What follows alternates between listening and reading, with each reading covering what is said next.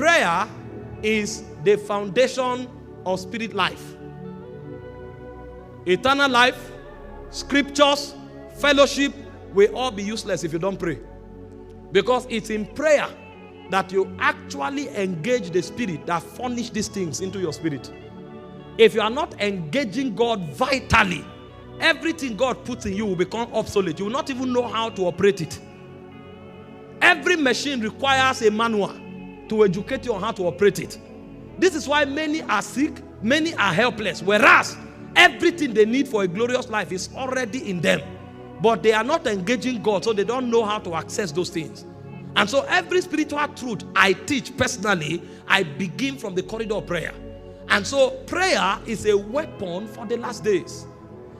A believer who is not praying is a victim. Please make no mistakes about it.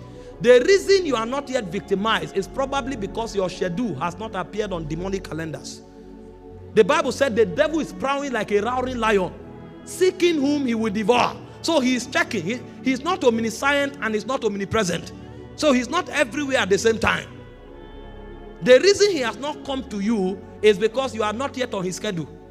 The Bible spoke of an evil day. There's an evil day for everybody.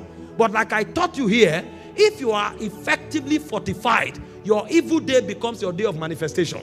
Because everything we call a testimony was actually designed to kill us. The reason it became a testimony is because we counteracted the forces of darkness. And one of the things that gives you a strategic advantage to subdue and to overcome the powers of the enemy is to be fortified with prayer. And this kind of prayer is not just, Father, I need bread. No, this is actually a prayer life.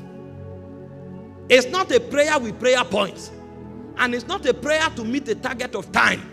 It's a prayer weaved into your essence.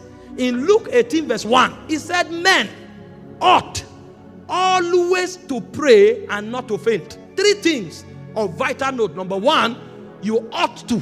That means it's a requirement. Number two is always. And number three is fainting. If you don't pray, you faint.